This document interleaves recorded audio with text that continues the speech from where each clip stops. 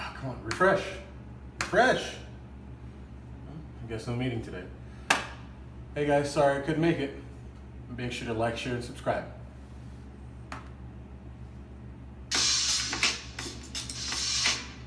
All right, guys, welcome back to episode 10 of El Gallinero. I think I'm better at saying that now than I was right at the start. Yeah, a lot better, yeah. still not quite there. Ben Clavis here, and we've got ghost guest as usual behind the camera. And also welcoming today Dante Ibanez. Is that how I pronounce it, Dante? Ibanez, but that's close enough. Okay, I'll get there at one point. So he's the general manager of FC Premier. They were in the Roja League this winter. So we're happy to have you on today, Dante. Spencer's can't make it today. We sent him the link, but we have no idea where he's gone. So hopefully he may turn up at some point, but I guess we'll find out on that front. So today, obviously, we're behind the camera. We're moving our podcast to our team store, which hopefully we'll be able to get into in the next couple of weeks. So that's exciting times here for everyone at Irvine. And this is going to be the last episode of season 1, and we'll bring season 2 once we move into the store coming up soon. So yeah, go ahead. I'm always cutting people off. I'm always cutting people off, you know. But yeah, we sent Spencer the link. We told him that we're gonna be filming the podcast now. That we're moving locations. I mean, I hope he didn't show up at the other location because no one's there. Everything is gone. We're moving into the store. We're moving the podcast to the store, but we're gonna be filming today on this platform. I don't want to plug it. We're using this platform to record this episode. You know, season 1, the last episode. Well, yeah, next time you'll see us, we'll be at the store, you know, making things happen. And our guest, general manager of Premier Legends. So can you give us a little bio of how you get that position? How did, the whole team started? What's going on here? Yeah, actually, my friend Armando Dominguez, we have 2 boys that have been playing together since they were 6. And we actually started talking about putting a team together when they reached adulthood, back when they were still like 6 or 7 years old. So this goes way back. The team is actually comprised of our 2 boys and 3 of their teammates from Oral Roberts University, a Division I school that plays in the Summit League, along with more teammates that have played with them throughout their youth career. They're all 2001s, at least on this initial team.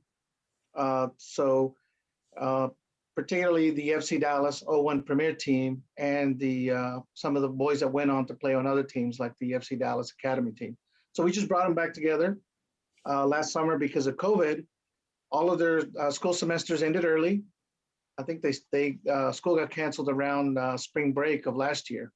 So school ended, soccer ended, everything abruptly stopped. We wanted to make sure that the boys stayed in shape and game fit throughout the summer. So we gathered a bunch of them together. We didn't know exactly where we would play. I just knew that we needed to put them together and get them some playing time. So we started searching for teams.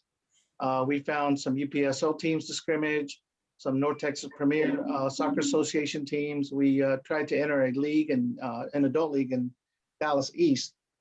Now remember, these boys had only played youth league. They had never played against men.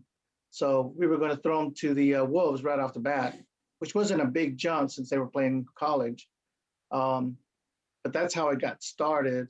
In terms of who was going to play, that was tough. We know so many boys through our boys that we literally had 30 or 40 kids that wanted to play on the team.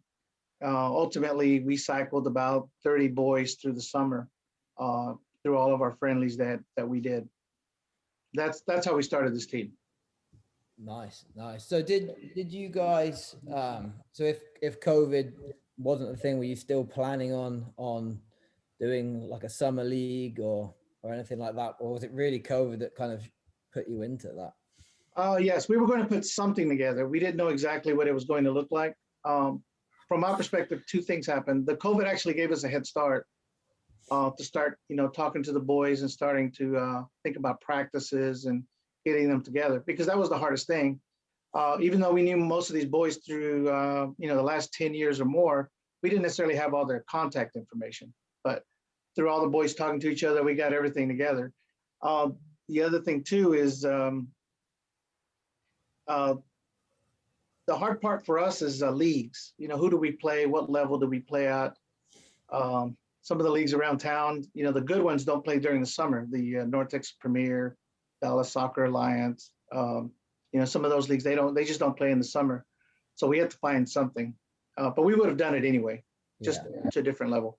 No, for sure. And I mean, I think, like you say, when they were 6 or 7, sort of 15 years ago or so, it was a lot different. And even when I was in college, I mean, I was looking for places to play after or in between college, and I had to go, elsewhere to West Virginia or into LA to play. And there really was never anything in the summer. And now suddenly 5 or 6 years on, there's so many teams now where players can play at that next level and get that experience. So I think, I don't know how you guys thought of how the Roja League was for your boys, but I think it's great, the fact that a lot of these young talented players that maybe haven't even had a lot of college playing time or what, because of COVID. And I think it was a great opportunity for everybody to get playing time and get exposure and just really push on.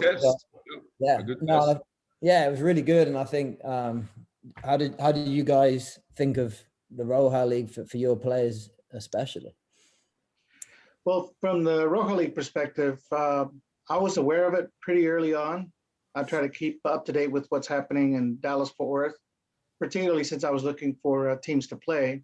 I knew that the league was already set up, the teams were selected, everything was on. So at that point, early in the summer, I was just a fan of the Roja League. I attended as many of the games as I could. The original triple header over at Wesleyan University in Fort Worth, I was there for the triple header. And in my mind, I'm thinking, how would our boys perform at this level of competition? Well, I really didn't know. So I was there as a fan, and at the same time kind of deciding, maybe some of our boys could get chosen to be to play on some of these teams. Exactly, how do I put it? My first instinct was not to create a team to play in the Roja League, was to rather try to find teams in the Roja League for our boys to play in. But the more I watched the competition, I started thinking, talking to my friend Armando, you know what? Maybe we could put a team together beyond what we have this summer to compete at that level. So that's how we started thinking about it at that point. And I also volunteered. I started helping with the camera at some of the Roja League games. So thanks to the like the Diablos and the Vaqueros, I was there helping them with the camera work. Brilliant. How did the players feel about the whole platform of the Roja League? I mean, it was good competition. I think it was, one of the best, competitions put around really in the DFW. And how did they take it? I mean, obviously, you don't want to lose, you don't want to end up at the bottom of the table, but it was great competition.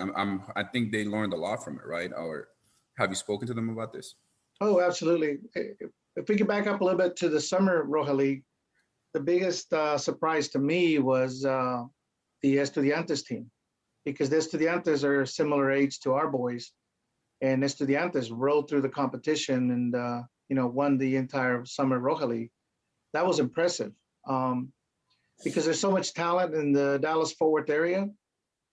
I knew that players of that young age could play at the same caliber as veterans. That's when I first started thinking, well, maybe our boys might try to compete at that level. So that was how I started thinking about it. When we actually played in the Winter League before the game started, I told the players, I said, you guys have been playing youth your whole careers. You haven't played adult or men. It may look easy, it may look simple. You may have even done very well against adult teams in friendlies and scrimmages. But when it comes down to a real competition, like when that referee blows the whistle, you're playing men and they're playing to win. They're not playing to come out and kick the ball around with you on a Sunday afternoon. They're going to come at you with everything. Yeah, Yeah, go ahead. Oh yeah, you get better playing a higher competition, I mean, I've never been at this level playing soccer, but I'll say like playing poker, for example, I only got better when I played better players, right? And it's a challenge, and you get better and you learn from or how other people do stuff, right? So it's great to see that, young talent is learning from all this, and they're gonna be better players. I guarantee you by next summer, not just the age, all this experience is gonna kick in. It's awesome.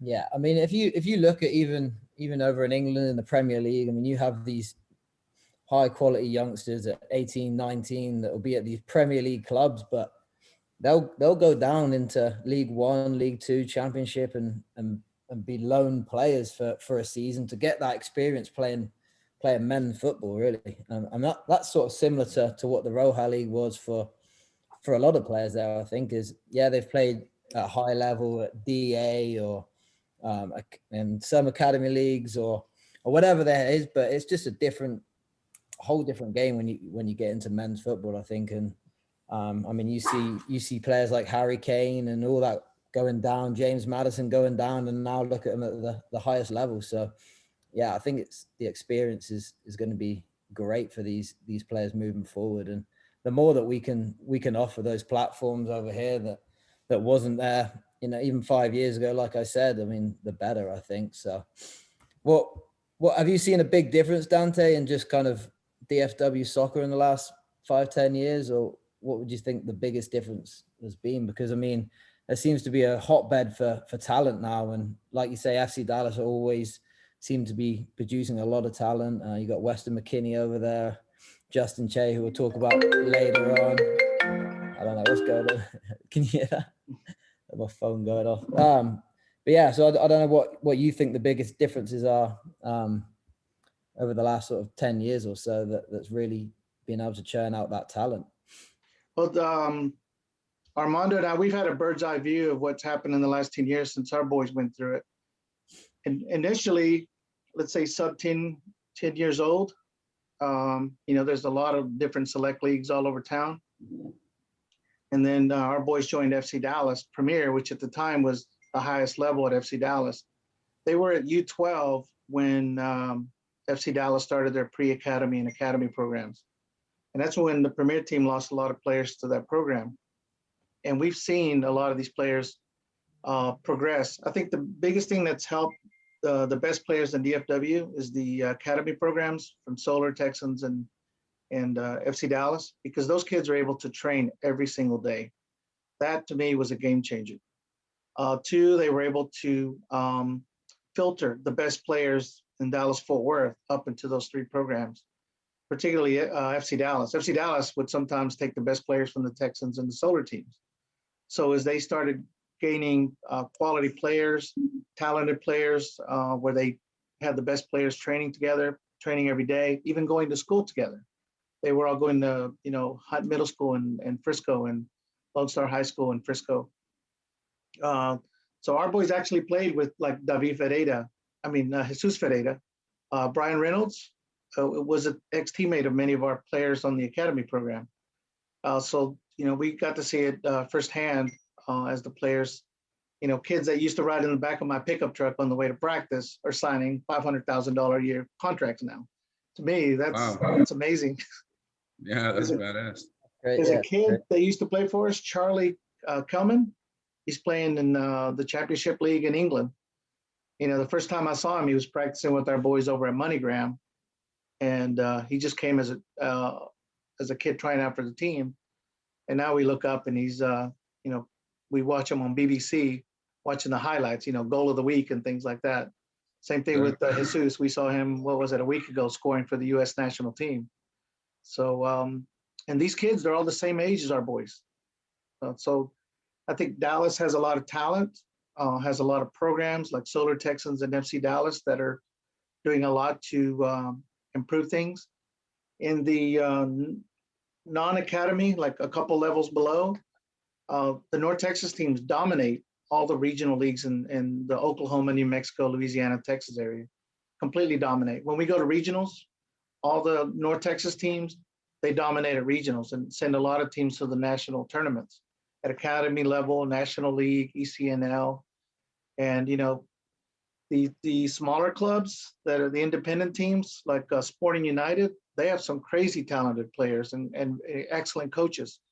So besides the big three, there's a lot of talent in Dallas-Fort Worth. And together, everyone is helping each other improve.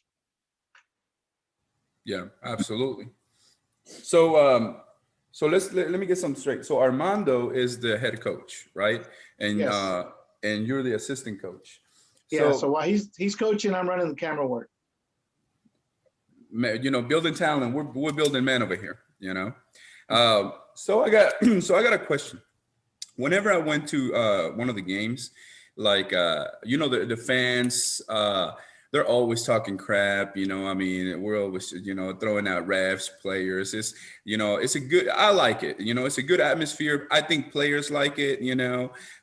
They feed off of that. They like that energy. Nobody wants to go to a game and it's quiet. But what's the point of that?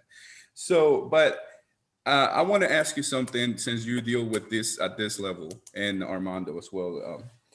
So whenever when we were playing you guys, one parent was trying to coach the kid, right? And the guy was like looking at the parent and he's like, well, my coach is telling me to do this, who do I listen to? And how do you deal with that? Because I see it a lot, like in select teams as well. All these parents are just trying to get there and coach. And I'm like, let the coach do his job, right? So how do you deal with a parent like that? Do you put him in the silent and be like, hey, give him a little talk, or, I'm the coach, or do you just like drop the kid or what? Well, in this case, we were on the sidelines on our side. I didn't hear the parent. I heard about the issue later.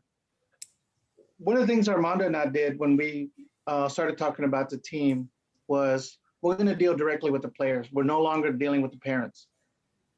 The boys are kind of in that in-between stage from, being under the umbrella of mom and dad, washing their uniforms, taking them to the games, to becoming adults. And I think the college thing is helping them through that transition. But yes, some of the boys, some of the parents are still trying to manage their own one-on-one individual situation like they were still youth soccer. And Armando and I don't look at that anymore like that. We have to look at it like these are men. We have to manage them like men, treat them like men, and deal directly with them, not with the mom and not with the dad. Correct. So that's not to say mom and dad don't approach us about playing time. They do. How come my son's not playing? That kind of thing. We don't deal with it as much as probably the youth coaches do. Yeah. But it's interesting that for some parents, it's within them, their personality, and it kind of hurts not to see your kid play, right? Armando and I have to deal with the game. We have to win. How do you manage winning with playing time?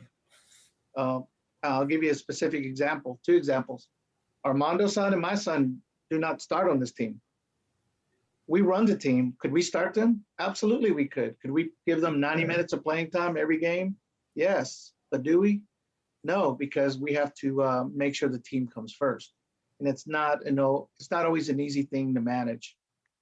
Oh, absolutely. I mean, the parent thing, I mean, as soon as they go off to college, I think it's a thing that I've always said when I'm coaching colleges, that I'm dealing with the kid and the parent. Yeah, that's got to be a side piece. But it's definitely when you're recruiting and the parent's heavily involved and really kind of answering the recruiting calls or answering the emails. And I mean, it's kind of off-putting when you're recruiting. So it's kind of a thing that parents think that they're helping sometimes, but maybe sometimes they're really, really not. And I mean, like you say, the lower down the age you go, the more parents get involved. I mean, I coach U8 girls teams and you got parents on the sideline screaming the whole time. So I have to have meetings and explain to parents, look, like this is why we're doing certain things, because maybe some of them don't know anything about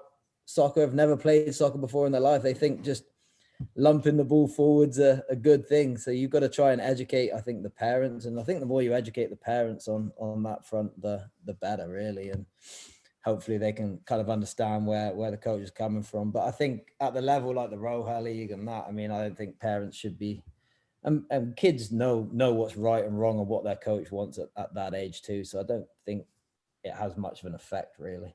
Yeah, one thing that's helped us a lot, I think the primary thing that helped us was we had sponsors. Number one, when parents pay money out of their own pocket, they feel like there's some kind of obligation by the team or the club. I'm talking about youth, that their kids should play a certain amount of time, even though they sign contracts saying there's no guarantee of playing time, they still expect playing time. Yeah. But in our case with the sponsors, that cleared up that whole thing. All of our players came in, they didn't pay for anything. The jackets, the jersey, the backup jersey, the shorts. We're plugging right now. Okay. Yeah. No, I'm kidding. Go ahead. No, but they just have to show up for practice and play. We made it as simple as we could with them. So, if you work hard, train hard, play hard, we're here for you, and you're not going to be paying anything out of your pocket. On our end, Armando, now that took away the pressure of, parents saying, well, I paid you X number of dollars, my kid better be playing. Oh yeah, that's huge. I mean, with playing time, it broke my heart when I see these goalies that they're the second goalie, right? And they're sitting on the bench throughout so many games at this level, right? In select and academy, you gotta give them playing time, right? But at this level, it's like, man, I'm just looking, I'm like, man, they drove all the way down here and they're just sitting on the bench. They're not gonna get to play. But hey, it's part of the game, it's crazy. And if I look at it and I feel bad, I can't imagine if that was my kid, I'll be like, wow, I'll be so upset. So I kind of see that, but it's the game. Yeah. One thing that Armando and I learned, because it was a learning process for he and I as well. When we did all the friendly thing in the summer, because it was friendly scrimmages, informal leagues and things like that, we were able to substitute on the fly. Everybody got to play. With Roja League, one of the situations we have to look forward to the next time, whether we play Roja League or somewhere else, is the roster size. We actually had too many players. Instead of going with the full 25, we should have stayed with 18 or 20. That would have prevented a lot of the kids, showing up day after day at practice and games and not getting to play. That was very hard. It's tough on that front because we've been down that route of having 18 to 20 players and suddenly you get one or two injuries, and because it's the summer and some have full-time jobs or some players have different responsibilities at times, it becomes that you sometimes need that. And every kind of summer team I've been to, I mean, I've always preached that this starting 11 that we're going to have at the start is never going to be the one that ends, and it never has, because it's so hard in those summer league, winter leagues, because you've got nothing over these kids of, you're not got contracts like scholarships or playing that. I think the biggest thing is the more consistent you can be, the better, but it's tough to get a consistent lineup out there every game when you don't know. At least the Roja League games were pretty consistent they were most Saturdays, but if you're in the NPSL or the USL too, sometimes they're playing games Wednesday night, then Monday, then Tuesday. I mean, it was all over the place. So yeah, I think the hardest part for us was that there was no when you had a substitution, there was no out and back in. Once you left the game, you didn't come back in. So it's not quite the pro level where you only have 3 subs. It was kind of pro level with 6 subs. Yeah. But still, let's say you have a starter and he's one of your top players. Can you afford to take him out knowing that he can't come back in? So that was really hard for us. Yeah, it's different mentality than in club or college of how to manage a game, I guess. It's different. Yeah. No, so talking about players and having Dante on the hot seat, I got a question. Hopefully we'll get the truth out of him today. So what player impressed you the most from your team throughout the Roja League? Like as far as how he handled himself, as far as, the performance that he put up. I mean, they were playing, adults, especially like against Foro. they're playing. A lot of these guys are pros, right? So who would you say that impressed you the most out of the throughout the entire Roja League season? Yeah, well, going into the league, I knew the hardest transition for them from youth or even from college over to playing, this level of men was the physical nature of the game. I knew some of the players would rise to the occasion, and some would wilt under that pressure. Their innocence came out early on in that first match against Inocentes, how innocent they were. But the player that impressed me the most, which isn't a surprise, was Nick Wanzer. Nick had been a starter at Mercer University through the fall, and he was a big part of the youth team going back through, Classic League, National League, and even Dallas Cups. So Nick really rose to the occasion, and he impressed me. He was always impressive, but he impressed me even more. Yeah, no, Nice. I think you guys had, like I say, you had a lot of talent, a lot of players that got the dog going nuts over it. Technical A little doggy trying to get on the podcast. trying to get involved there, but yeah, no, we were impressed, and it's So, tough if you look at the record, and if you're looking at record and stuff, but if you're actually watching games, there was a lot of games, even the what were they, Estudiantes, I think for 60, 70 minutes, you guys were really in it, and probably the better team from what I watched, and that last 20 minutes was cruel to you, but I think you can take a lot of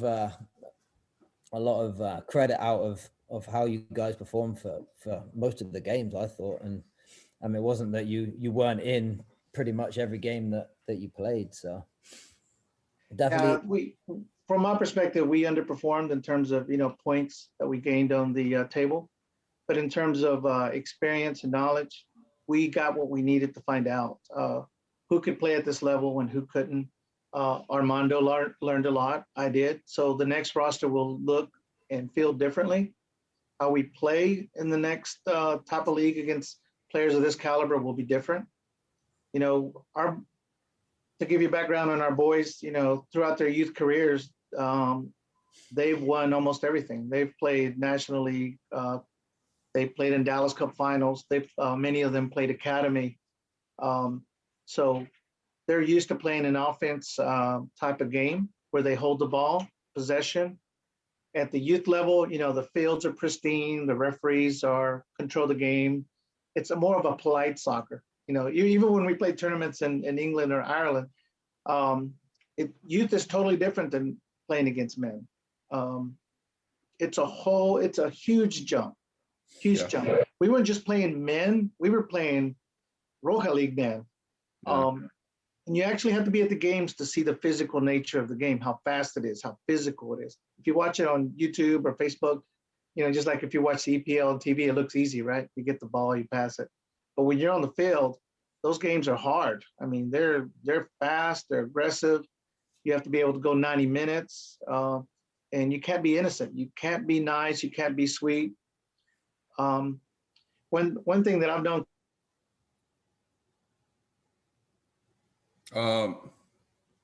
We can't hear you. Something. Go ahead, talk. I'm here. Can you hear me? There we go. Okay. Go ahead. You went out. You went out for a second. Go ahead. Like here's an example. We would be playing a team in Roja League, and one of the opponents would be hit, but not very hard, and that opponent would go flying, somersaulting, screaming on the way down, yelling. His teammates rush the referee, yelling. The coaches on the sidelines are yelling. The fans are yelling, and the referee blows the whistle. I look at the replays, and it's not even a foul. So, and it's experience. That's experience. Yeah, they sold it. Yep. It's tough, but it's just people playing the game. If you're winning 1-0 and it's how to manage a game and going down, killing the clock, it's tough to watch sometimes, but that doesn't happen in youth soccer. If you're winning 1 or 2-0, you're going to go for that third and fourth and fifth goal. Whereas I think at that next level, teams will manage the game a lot better. And I think that's kind of big difference. Exactly. That's a big learning point for our boys. You know, they when those kind of things happen, they would just stand around quiet. Yeah. If you turn the situation around, you know, our players should have rushed the referee too to contest the foul. Yeah. We lost a couple games on set pieces on fouls that weren't even fouls, and it was flabbergasting. But still, nevertheless, it's the game, and that's what happens. So, you know, the podcast, you know, El Gallinero is, you know, a huge underdog here. We're fans of the underdogs, and we wanted to bring you in because we really like what you guys are doing with, you know, with the team. We feel like it's a big process, young talent. So we'll give you a free plug if you want to talk about your sponsors real quick. We'll go ahead and, you know, give you a free plug, and we'll put up the website. We'll have Danny put up the website. Go ahead. Okay. Well, the thing with sponsors is they really make teams like this work well, because without them, how would we come up with the funds? You know, Roja League's expensive, referee fees are expensive. If we had a field or a stadium, that would be crazy expensive. Uniforms, travel, water, everything, you know, and on top of that, you know, all the parents are paying for all the college costs. Yeah. So thanks to our sponsors, we were able to participate in the Roja League and cover the cost. So we had Kinder Injury Law, we had Dominguez, the insurance company, and we had Anthony's Carpet. So we're very thankful for them to help us. And so Shout out to the sponsors. Yeah, Supporting exactly. local soccer, for real. Brilliant.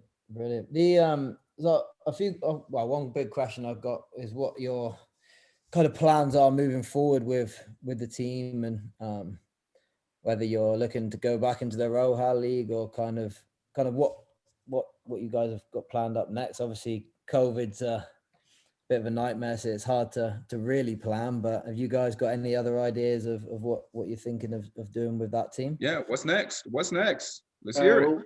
What's next is we're going to keep the team together. We already have offers from different contacts to play games in Mexico and South Texas. So the Roja League has given us a lot of visibility. People we don't even know from other clubs and other leagues contact us. They want to see our team. They want to see us play. In the short term, our mission statement remains the same, is to give our boys playing time, to keep them college fit between semesters. So, you know, if Roja League returns in one manner or another, we are definitely interested in participating again. If Roja League does not happen, we will still put the team together. You know, if there's any other clubs interested in talking about any kind of strategic working relationship with us, we're open to that. Our players remain our number one focus, and that will be the case. So we have a lot of plans coming up in the future. A lot of them we can't even talk about yet. Nice. And oh wow, nice. We're jelly. What's the kind of is there a certain criteria of player have they had to play for you beforehand, or what's the kind of, how do you go about choosing your players that you have? Well, that's one of the learning points we had. Armando and I have sat around many evenings talking about that exact scenario. Initially, you know, we thought we're going to go with just the boys that were born in 2001 that were part of our team going back to UA, U9. But to compete at the Roja League, that's not going to be enough. Having several veteran players, I think, will be the key. You know, I saw that when we played like Inocentes or Photo 360 FC, having a couple veteran guys that would go out there and gather the troops and keep them storming up the beach. We were missing that. We didn't have a true leader that led the group. That was a big key point. So we're no longer going to keep it to just the 01 players. We're probably going to have to rename our team, which is okay. But yeah, that definitely is going to change. The other thing too is, you know, Armando and I selected players based on our knowledge of them over the past 10 years. We're going to open it up to other players. Armando constantly gets calls and DMs and emails from players wanting to join the team. So having players is not going to be an issue. So it's just a matter of keeping a consistent core group and adding to it some veteran leadership to the team. I think that'll be the difference, the sliver of difference that's going to take us to move us up a big level of competition. Yeah, no, we noticed that a lot with us, of the type of players. We had a lot of freshmen, sophomores that hadn't played at that college level for a long time. And when talking and looking at results and looking at why we didn't, because like you say, in that Roja League, the difference of results is minimal. I mean, one missed chance, one slight mistake, and you could get 2 wins on the bounce or 2 losses on the bounce and be out of it. So I think experience is definitely something that's key to any side, really. And we kind of looked at that the same way of bringing that leadership and experience to the team's crucial. So great. So there you have it. We're excited Dante. to see. Yeah, we're excited to see where your plans go for sure, and we'll be following on. So moving to the event of the week, everybody's talking about this. Everybody's, I'm getting emails, messages, calls. Everybody's been talking how the Lamar Hunt is going from, I believe it's 101 teams to 24. I mean, that's crazy. I completely disagree with this, right? I think that's ridiculous. I think it's a lot of hot hands going in the pot, a lot of people with money, corporations that want to benefit from this sponsorships.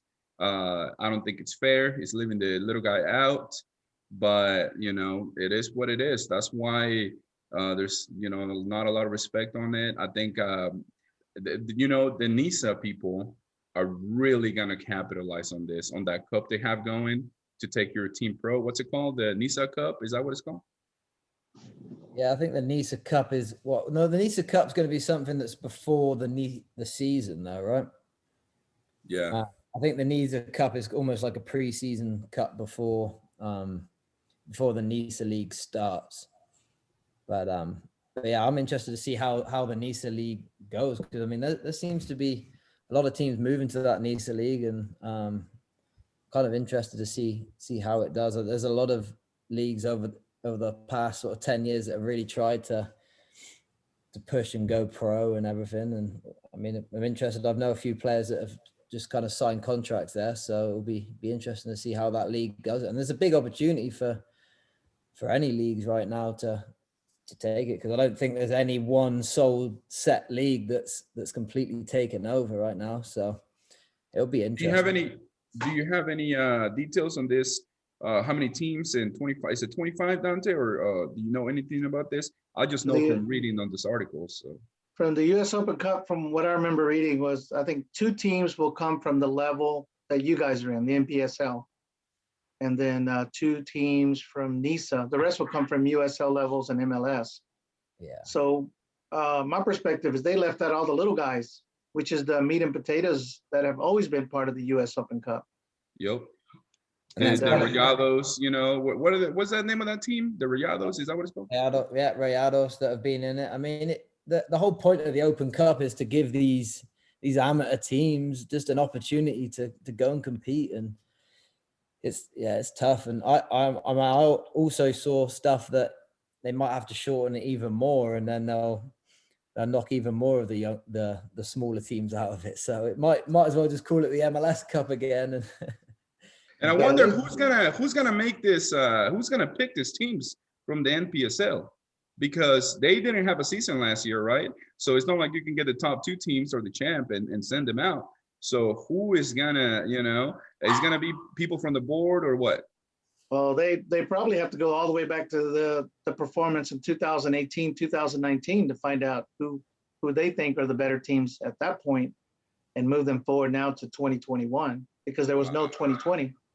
Yeah, I think they because the US Open Cup they lost their spots last year, right? So they've carried them over. So, but yeah, I don't know how they're going about choosing those teams. It'll be interesting, because I think there was something like 4 from I think there was different divisions or something. There was like 4 from the lower division. So I don't know whether that means it can all be NPSL or whether that's 2 that have to be in certain amateur league. I really don't know kind of how they're going to do it, but I'm sure there's a lot of teams. I know Diablos and the Vaqueros are really looking forward to being a part of it. And right now it looks like they're They're going to be. Hey, if I see the Denton Diablos there because they won the Roja League, I'm gonna raise some hell, because that has nothing to do with the NPSL. I'm gonna raise some hell for sure. You never know. You never know. And they got those owners. They got a lot of pool there, so. Yeah. The interesting thing that I see is the Roja League proved that you can have a tournament, a league, right, through the coronavirus pandemic. So what's preventing U.S. Open Cup from doing the same thing? Yeah, you're right. Yeah. This guys, man, I believe it's about sponsorships, money. Look, let's be real.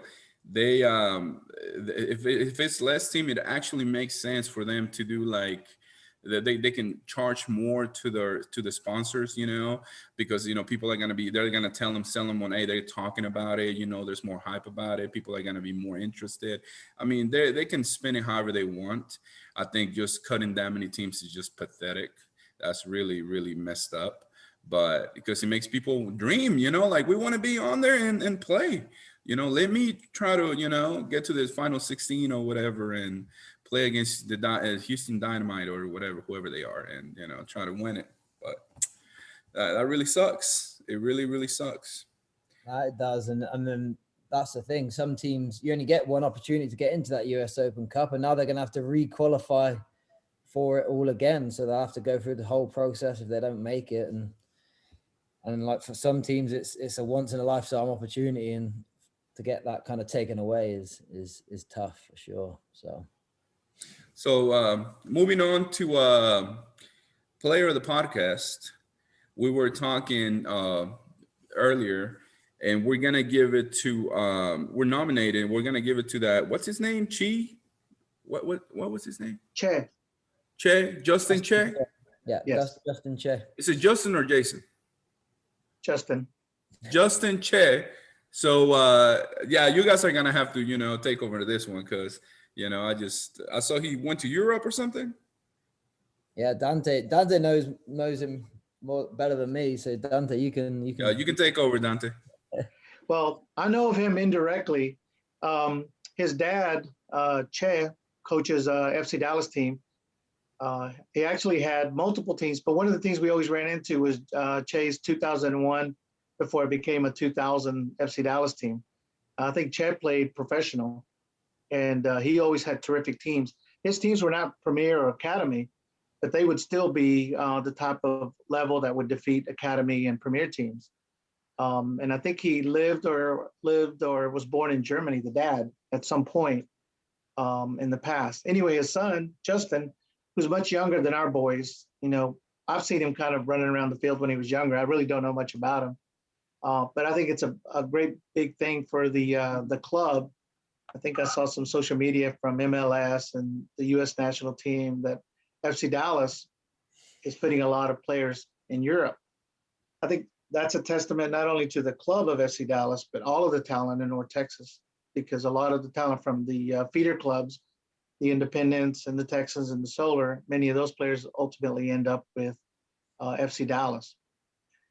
FC Dallas, the youth academy, now has a big reputation worldwide. And so if a kid can get on the club, it gives them a leg up on trying to get, tryouts or loans to teams in Mexico or Europe or wherever.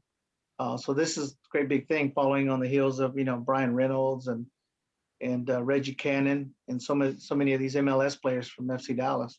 It's a big thing. Yeah. And everyone's real happy for Justin Che.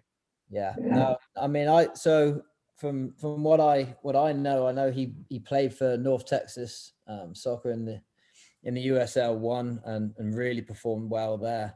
And what I didn't know is that FC Dallas actually has a program where they'll send I think it was 6 or so that go over to Bayern Munich. They have a relationship at Bayern Munich where they train for a couple of weeks and get to kind of see the environment. And apparently, from what I heard, he really impressed well. And the fact that he's part German, I think he's still got some sort of German passport, which means he can go over there, because that's a sticking point to some players that they won't be able to do that. So it's a great opportunity for him to go and learn with some of the best coaches in the world and the best players in the world, really. So, I mean, I think it's good for FC Dallas that they can get him out there and get some more experience that way. And I don't think he's going straight to Bayern Munich. Is it Bayern Munich's reserve team? I think he signed on loan or something like that. I think, but yeah, I'm not sure. Yeah, but either way, I mean, it's a great opportunity for him. And so Justin Che, yeah, player of the podcast. Yes, but remember the name. I think he. Yes, sir. Doing some big things, that's for sure. So we were gonna have the stock of the week and then the bet of the week, but Gilbert's not here and I'm not comfortable. He's the CFO. He knows the stock market. I'm over here, trying to make pennies into dimes. But yeah. Well, anyways. Go back in GameStop, aren't you? Yeah. I keep losing. How do you lose money on the bull market? But anyways, thank you for coming on, Dante, and we appreciate all your knowledge, and we wish you the best, man. We really do. You and Armando, we love the underdogs, right? We're underdogs, and I'm glad that this is happening. I feel like you're a little different than most clubs, right? Because I feel like you're going from select to this. Right. Everybody that starts at this level, they want to get, like adults already, the people that have been playing, they want to win, but you're building it, step by step. And we appreciate that. You're doing, I think you're doing a lot of great things for soccer. You and Armando are. I hope, your team keeps, booming and growing, and, we'll be helping and pushing, and we'll go from here, fellas. Yeah. Well, thank you. Thank you for coming in. Yeah. We're definitely in it together in North Texas, I feel like, and with you guys there doing a great job, and I'm excited to see what the plans are for you guys for sure, and we'll stay in touch, and excited to see what the future holds for the FC, or might not even be the FC Premier anymore. It might be changed completely. So. Exactly. Yeah. Well, we appreciate you having us on. We're really happy to be here. Nah, thank you. You want to send us off, man? We've got to sign out with the El Gallinero. Yeah, I mean, somebody's got to do it. Yeah. We didn't even introduce the rooster. What rooster? Where's our little what's he called? I forgot his name. Ronaldinho, yeah. Yeah, what? Nah, he's broken. I mean, we got to get another one. He broke. We were moving and he broke. So yeah. But anyways, well, thank you for coming to El Gallinero. I'll do it. Yeah. Thank you for coming. Yeah. Bye. Appreciate it. Thank you, Dante. You're welcome. Thanks. Have a good day. Hey.